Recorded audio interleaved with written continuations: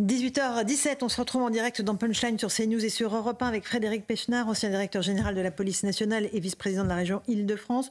On va se pencher sur le profil du terroriste d'Arras qui a, vous le savez, assassiné M. Bernard, professeur de français. Ce profil est désormais bien établi, présent sur le sol français depuis 2008. Il s'est, comme tous les hommes de sa famille, radicalisé au fil du temps. Le point avec Célia Gruyère. Mohamed M a été mis en examen hier soir par un juge d'instruction antiterroriste pour assassinat et tentative d'assassinat en relation avec une entreprise terroriste, ainsi que pour association de malfaiteurs terroristes criminels. Le magistrat a demandé un huis clos pour cette audience, alors que l'avocat de l'assaillant a indiqué que son client se trouvait dans une volonté de transparence. Il ne ménagera aucun effort pour donner toutes les explications nécessaires à la justice. Il n'est pas opposé à s'expliquer. En revanche, il a bel et bien besoin de prendre le temps nécessaire pour donner des réponses précises aux faits qui lui sont reprochés. Mohamed M était inscrit au fichier de la prévention de la radicalisation. Dans une vidéo, il a prêté serment à l'émir de l'État islamique avant de développer sa haine de la France, selon le procureur. Le petit frère de l'assaillant, suspecté de lui avoir apporté du soutien, a été placé en détention provisoire et leur cousin de 15 ans a été mis en examen. Voilà pour le profil de cet assaillant. On a un sondage CSA pour CNews. Faut-il expulser tous les étrangers fichés S du territoire français? 87% de oui, Frédéric Pechnard. Les Français sont unanimes sur ce sujet. Quasiment. Oui, mais les gens ne comprennent pas toujours ce que c'est qu'un fichier S. Voilà. Alors, précisons ce qu'est un fichier S. Voilà. Vous êtes inscrit dans un fichier qui s'appelle le fichier des personnes recherchées, qui est un fichier national que les gendarmes, les policiers peuvent consulter. Vous avez des fiches police judiciaire avec comme instruction d'arrêter la personne. La fiche S, c'est un moyen de surveillance pour les services de renseignement. C'est-à-dire que vous faites l'objet d'une fiche S, vous êtes contrôlé à la frontière, eh bien on ne dira rien, mais on prendra où vous allez, les gens avec qui vous êtes, votre numéro de passeport, etc. C'est donc une des techniques de renseignement, une des nombreuses techniques de renseignement qui permettent aux services de renseignement d'avoir un dossier. Voilà.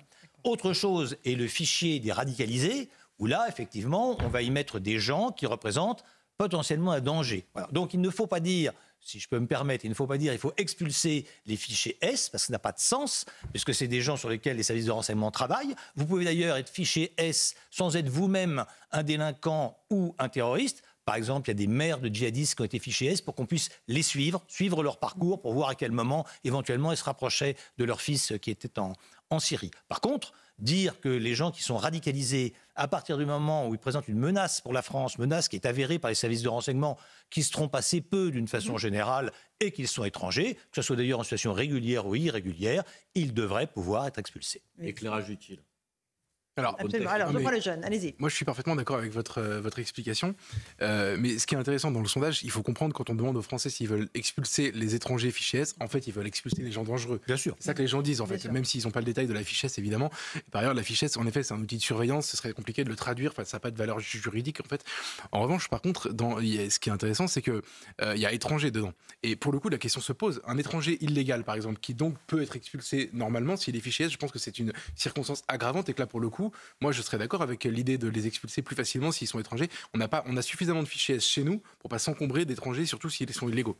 Absolument. Karim Zeribi. Non, je trouve que la précision de Frédéric Pechnard est utile parce qu'on a un débat qui est sérieux et on voit des politiques parfois s'exprimer, je veux dire, de manière un peu dans l'improvisation. C'est un sujet trop sérieux. Un fichier S, comme je le disais tout à l'heure, j'ai essayé de le dire avec difficulté, donc c'est pas quelqu'un automatiquement qui va être dangereux donc de manière imminente. C'est quelqu'un qui peut avoir des proximités, qui peut être empreint d'une idéologie. On se méfie, on surveille. Donc, et ensuite, vous avez des gens plus dangereux, Frédéric Pechnard l'a dit, c'est des gens radicalisés. C'est deux fichiers différents. Oui, c'est ça. On monte d'un cran. On croise les fichiers, c'est ça. On monte d'un cran. On peut les croiser, mais c'est deux fichiers qui n'ont rien à voir.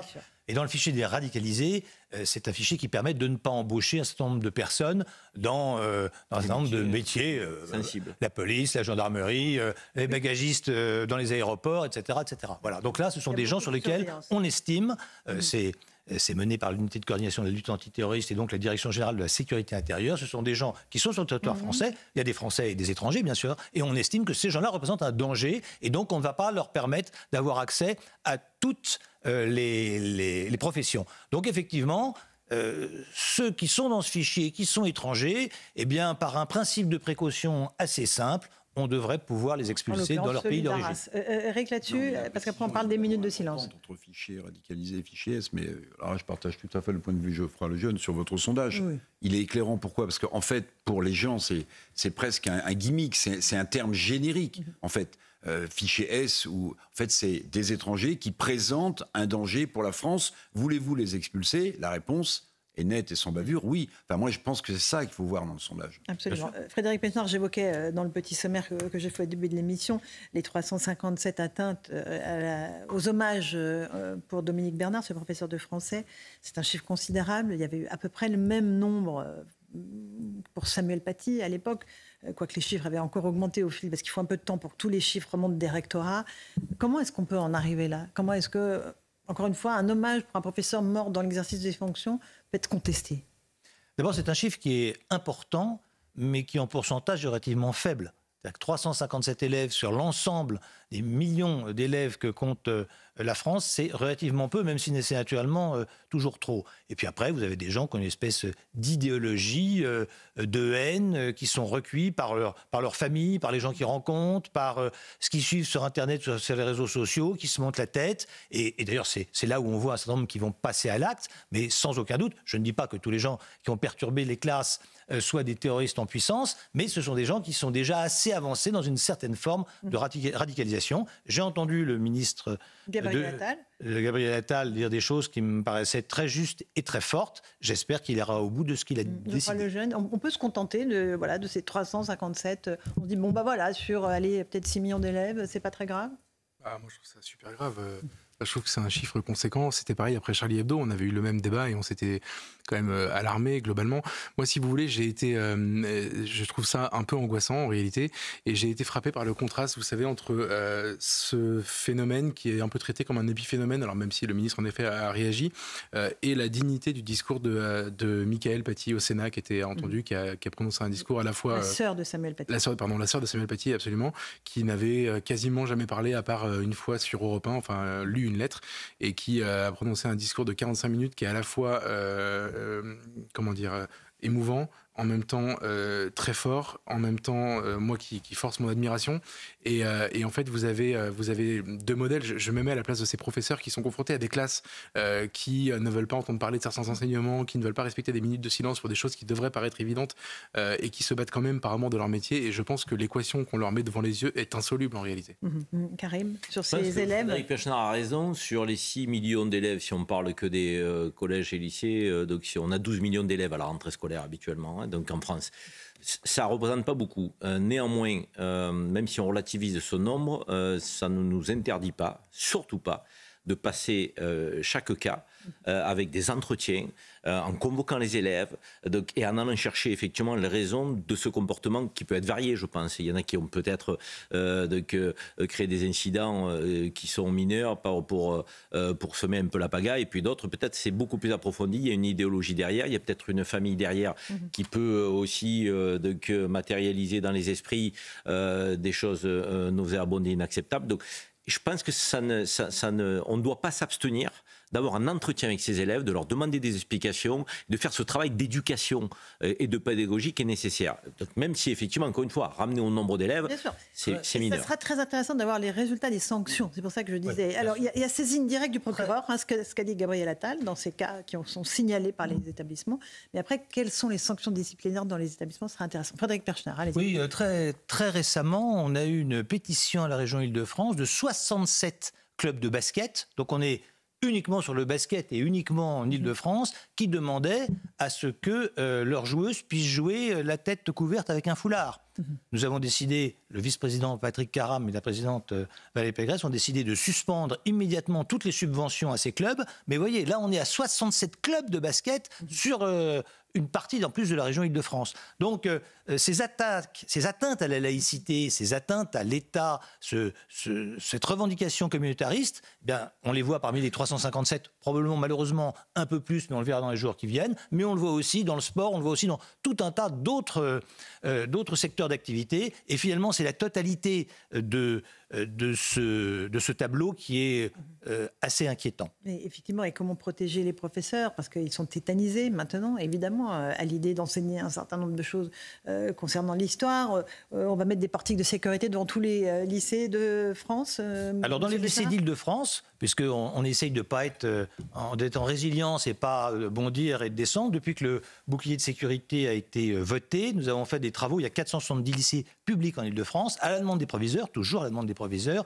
Nous avons fait des travaux dans un peu plus de 400 de ces lycées, des travaux de sécurisation. Ça veut dire des SAS, ça veut dire des sirènes, ça veut dire beaucoup de la vidéoprotection. Et on a également créé à partir de 2019, parce que le besoin s'en faisait sentir et que nous le demandait, des brigades régionales de sécurité. Ce sont des agents de la région qui ont un double profil, à la fois médiateurs mais également sécurité, qui sont en tenue, qui travaillent par 5 avec systématiquement une femme au sein de chaque groupe, et à la demande des proviseurs qui sont amenés à sécuriser les lycées. On en avait 3.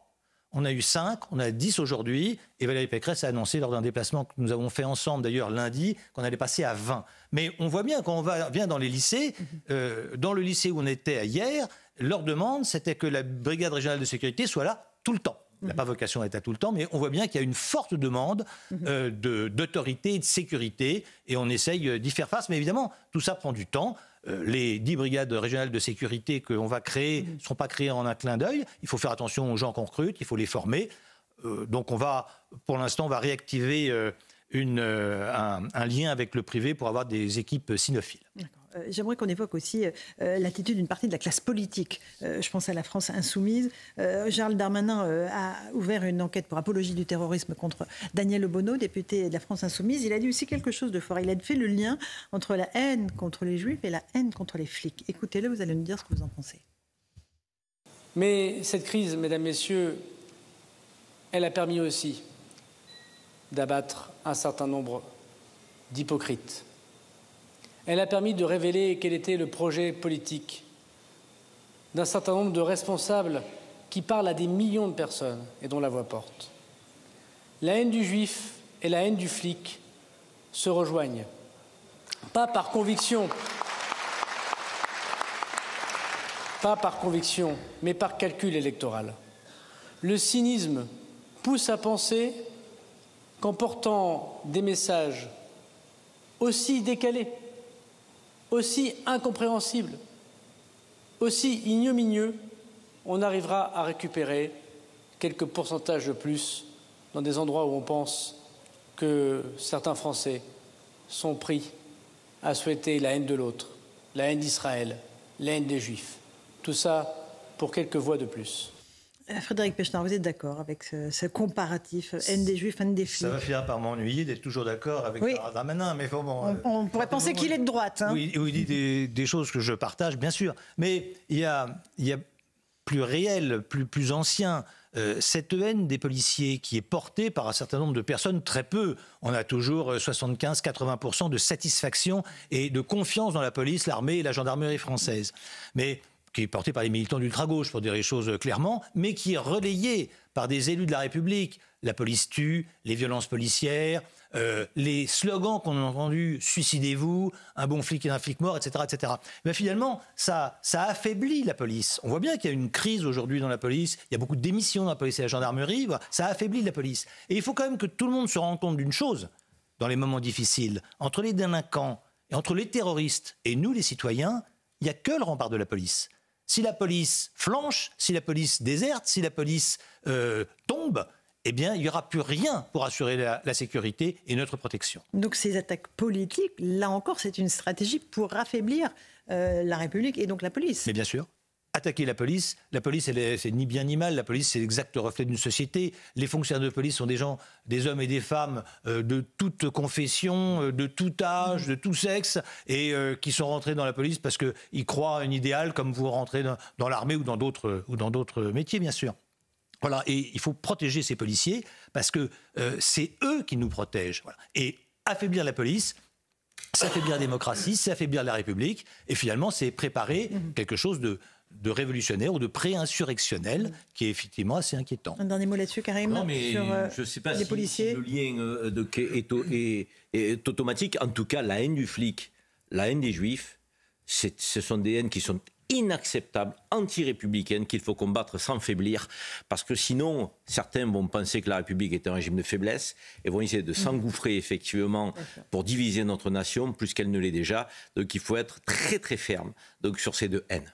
Geoffroy Lejeune, elles se rejoignent, ces deux haines? Et moi, c'est drôle parce que je pense que la haine des Juifs et la haine des flics n'a rien à voir. C'est pas les mêmes raisons, c'est pas les mêmes motivations, etc. En revanche, je crois que je connais personne qui je n'ai jamais vu quelqu'un haïr la police sans haïr les Juifs aussi, et haïr les Juifs sans haïr la police aussi. En fait, le point commun, c'est les gens qui haïssent, quoi.